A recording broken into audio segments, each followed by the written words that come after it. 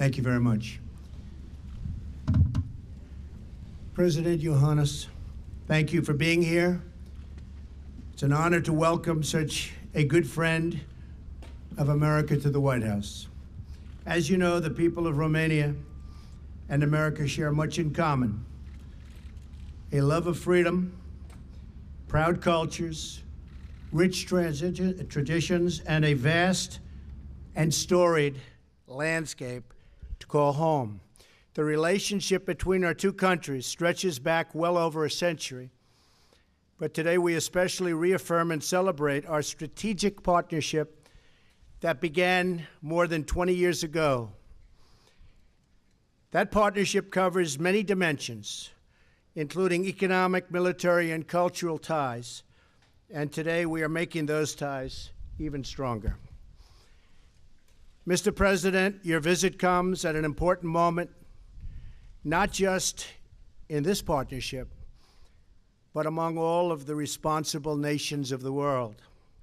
I have just returned from a historic trip to Europe and the Middle East, where I worked to strengthen our alliances, forge new friendships, and unite all civilized peoples in the fight against terrorism.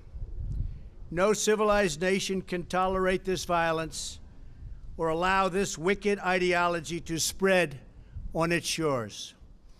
I addressed a summit of more than 50 Arab and Muslim leaders, a unique meeting in the history of nations, where key players in the region agreed to stop supporting terrorism, whether it be financial, military, or even moral support.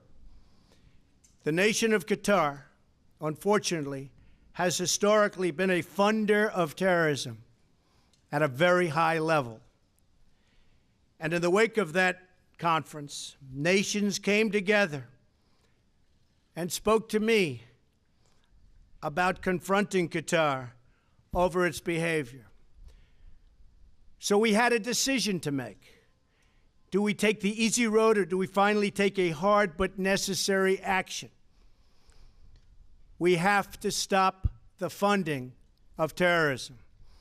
I decided, along with Secretary of State Rex Tillerson, our great generals and military people, the time had come to call on Qatar to end its funding. They have to end that funding and its extremist ideology in terms of funding. I want to call on all of the nations to stop immediately supporting terrorism. Stop teaching people to kill other people. Stop filling their minds with hate and intolerance. I won't name other countries, but we are not done solving the problem, but we will solve that problem. Have no choice. This is my great priority because it is my first duty as president to keep our people safe. Defeating ISIS and other terror organizations is something I have emphasized all during my campaign and right up until the present. To do that, stop funding, stop teaching hate, and stop the killing. For Qatar, we want you back among the unity of responsible nations. We ask Qatar and other nations in the region to do more and do it faster. I want to thank Saudi Arabia and my friend King Salman and all of the countries who participated in that very historic summit. It was truly historic. There has never been anything like it before, and perhaps there never will be again. Hopefully, it will be the beginning of the end of funding terrorism. It will therefore be the beginning of the end to terrorism.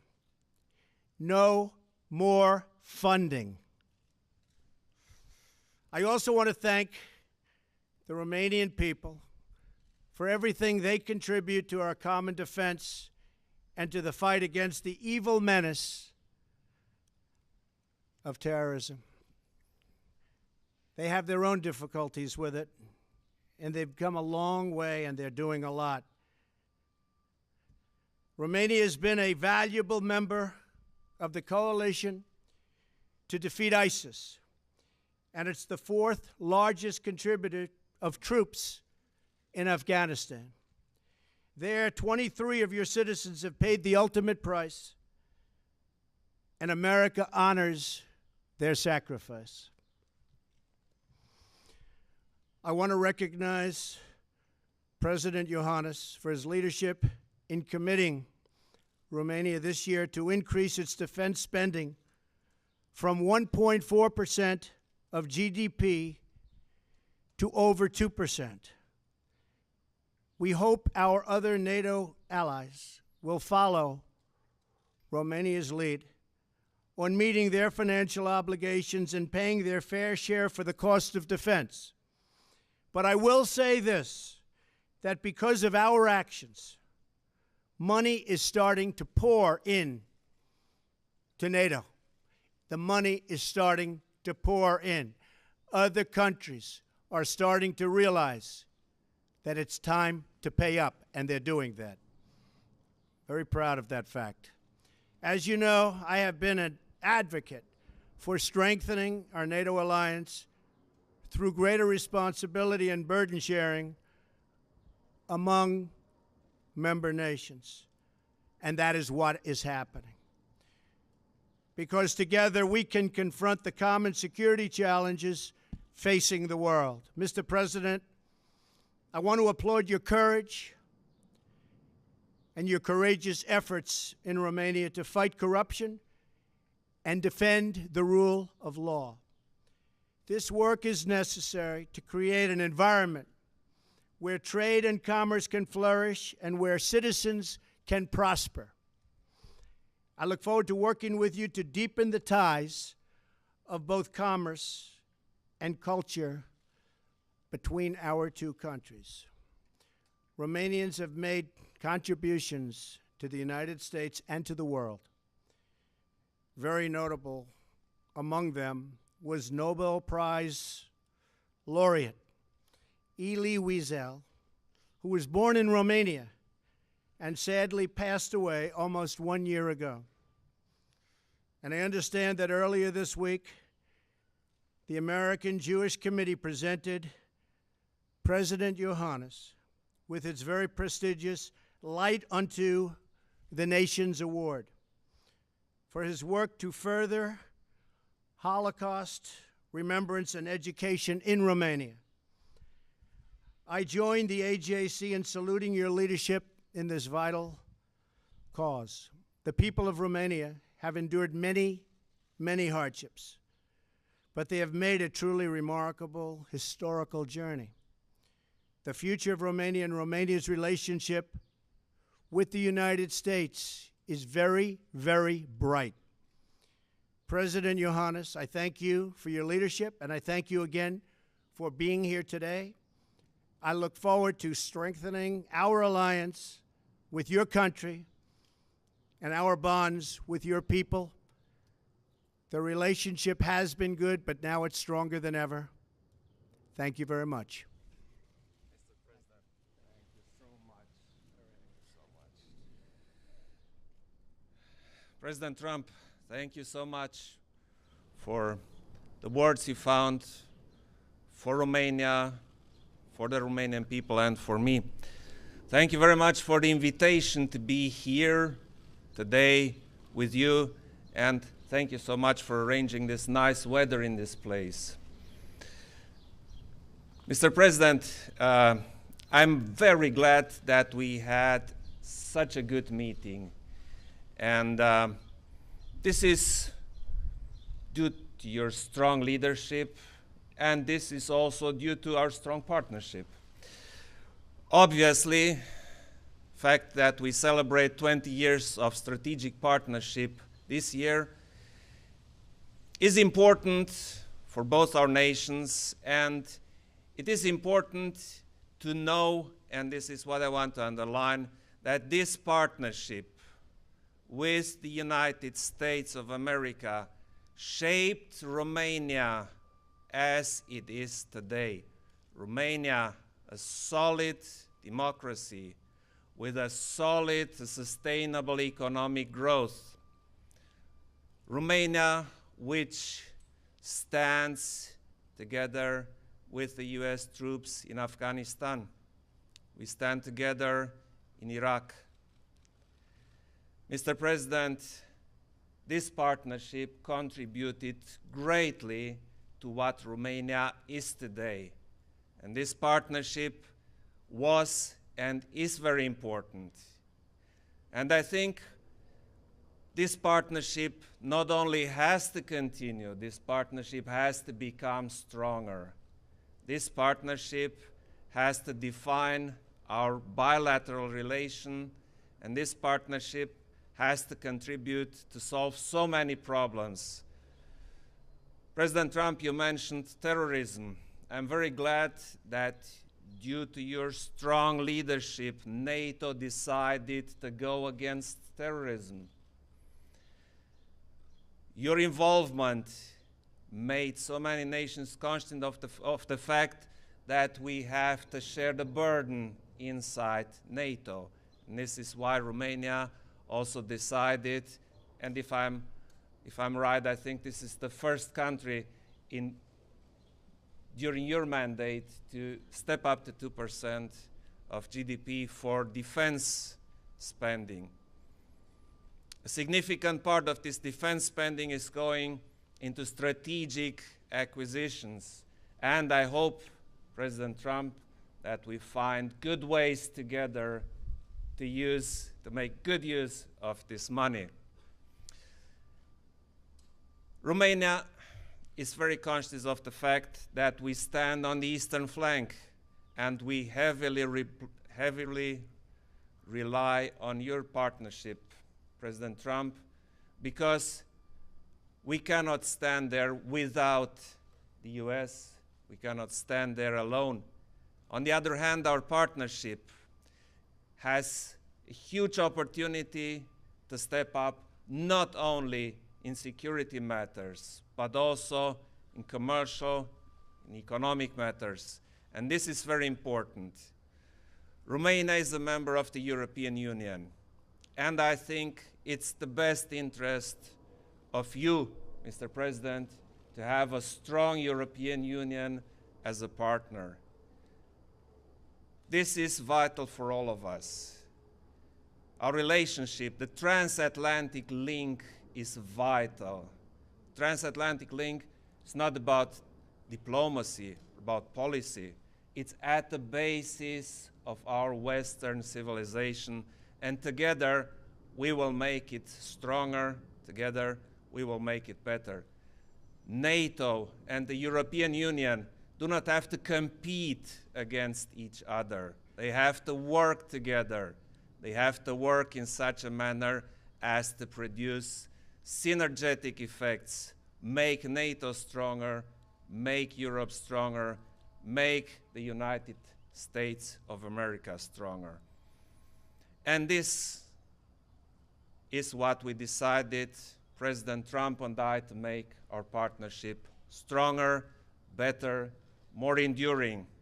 And this will lead very soon to an enhanced economic exchange, to better commerce. And this is what we all decide and what we wish, because we are responsible, President Trump and I, not only for the security, we are responsible for the well-being of our citizens, and this is what we are decided to do. Thank you so much, President Trump. Thank you.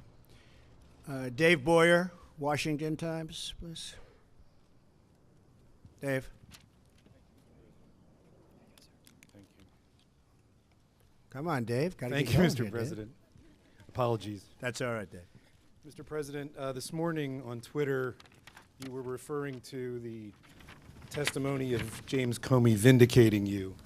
But I wondered if you could tell us in person, sir, why you feel that his testimony vindicated you when it's really boils down to his word against your word. And if you could also tell us, sir, do tapes exist of your conversations with him?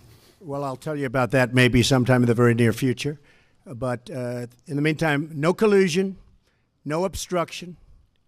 He's a leaker, but we want to get back to running our great country. Jobs, trade deficits, we want them to disappear fast. North Korea, big problem. Middle East, a big problem. So that's what I am focused on. That's what I have been focused on. But yesterday showed no collusion, no obstruction. We are doing really well. That was an excuse by the Democrats who lost an election that some people think they shouldn't have lost, because it's almost impossible for the Democrats to lose the Electoral College, as you know. You have to run up the whole East Coast and you have to win everything as a Republican, and that's just what we did. So it was just an excuse. But we were very, very happy. And frankly, James Comey confirmed a lot of what I said.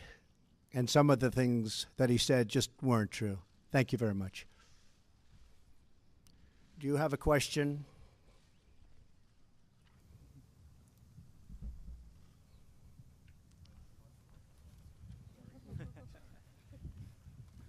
Thank you. And Mr. President, if you could tell us, a couple weeks ago, President Trump was in Brussels at the NATO meeting, and not only was he encouraging NATO members to pay up the 2% required of GDP for national defense, but he also was saying that countries, even including yours, who had not paid 2% in the past should make up for that difference. Do you think that's fair? I was in Brussels, and I met President Trump, and I listened to his speech, and I liked it. Because, you see, NATO is based on values, but it is ultimately a military alliance. And, you know, military spendings are complicated, and you need a lot of money, because NATO is the strongest alliance the earth ever saw, and we want to keep it that way. So we have to spend money for defense purposes. And spending money means if you're in alliance, everybody has to spend money. This is called burden sharing. And I fully agree, Mr. President, to that. So of course, some people liked this better and some didn't like it so much, but it's a simple fact that we have to do this, not as a purpose in itself. We have to do this to stay strong, to be strong, and to defend our nations. 100% correct. And, you know, one of the things I was referring to during that speech was the fact that, yes, they haven't paid what they should be paying now, but for many years they haven't been paying. So I said, do we ever go back and say, how about paying the money from many, many years past? Now, I know no president has ever asked that question, but I do. We're going to make NATO very strong. You need the money to make it strong. You can't just do what we've been doing in the past. So I did say, yes, you haven't paid this year, but what about the past years, the many past years where you haven't paid? Perhaps you should pay some or all of that money back. You have a question?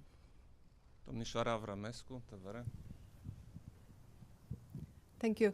I have a question for President Trump. On the matter of security, sir, many of the countries on the eastern flank of NATO, including Romania, see Russia as a threat to the security and the peace in the region. Do you share this vision, and do you think that United States should act under Article 5 if any of this country will be under military aggression? Thank you very much. Well, I'm committing the United States and have committed, but I'm committing the United States to Article 5. And certainly we are there to protect. And that's one of the reasons that I want people to make sure we have a very, very strong force by paying the kind of money necessary to have that force. But yes, absolutely, I'd be committed to Article 5.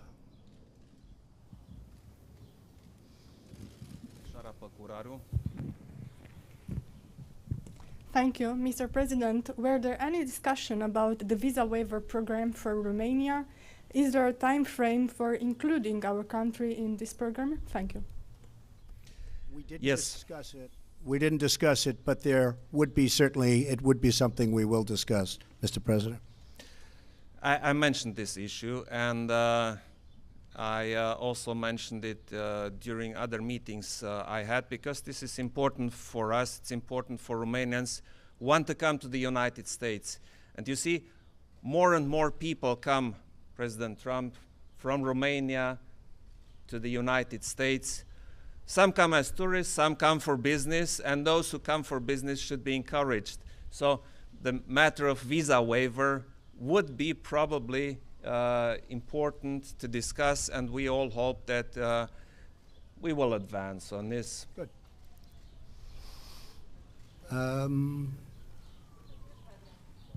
Oh, I look at those hands up there, President. Do you have this in Romania too? I don't know. Yeah, I got the microphone. Oh, boy. If you allow me, If Mr. I could only sell that. If I could only sell it. Who would like to ask? Should I take one of the killer networks that treat me so badly as fake news? Should I do that? Huh? Go ahead, John. Be fair, John. Oh, absolutely. Remember how nice you used to be before I ran? Such a nice man. Always fair. Mr. President, I want to get back to James Comey's testimony. You suggested he didn't tell the truth in everything he said. He did say under oath that you told him to let the Flynn, or you said you hoped the Flynn investigation he could I let didn't go. say that. So he lied about that. Well, I didn't say that. I mean, I will tell you, I didn't say that. And did he ask you to pledge his And there'd be loyalty? nothing wrong if I did say it, according to everybody that I've read today, but I did not say that.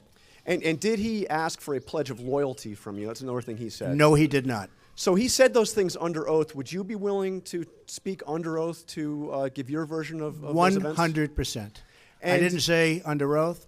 I hardly know the man. I'm not going to say, I want you to pledge allegiance. Who would do that? Who would ask a man to pledge allegiance under oath?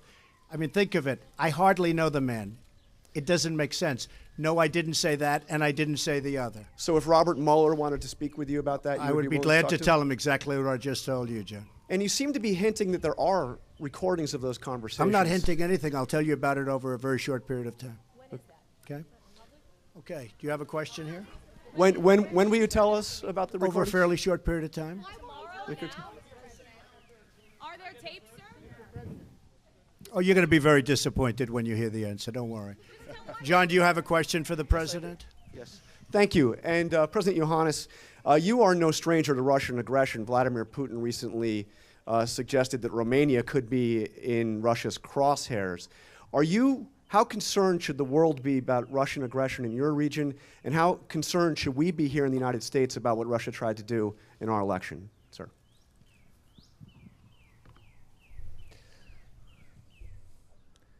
Everybody's concerned, but you see, being concerned should lead you to being prepared. So in my opinion, we have to be very clear, very simple, and very straightforward if we talk about Russia and with Russia.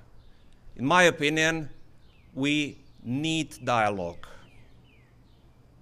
But on the other hand, we need what we all together decided in NATO, a strong deterrence. So this combination, strong deterrence and dialogue, should lead towards a solution which is feasible for every part. Domnul Pantazi.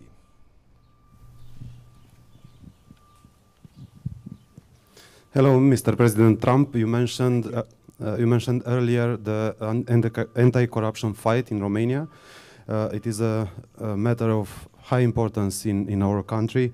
But we see now that the anti-corruption fight and the efforts to consolidate the rule of law are sometimes undermined by some politicians, part of what we can call the Bucharest swamp.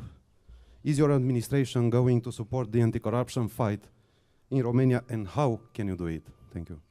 Well, we support very strongly Romania, and therefore, obviously, we do support that fight on anti-corruption. We will always support that, and we support your president. We think he's done an outstanding job, very popular, very solid, working very hard. We know everything that's going on, and yeah, and he's going to win that fight. He's going to win that battle, but he has our support.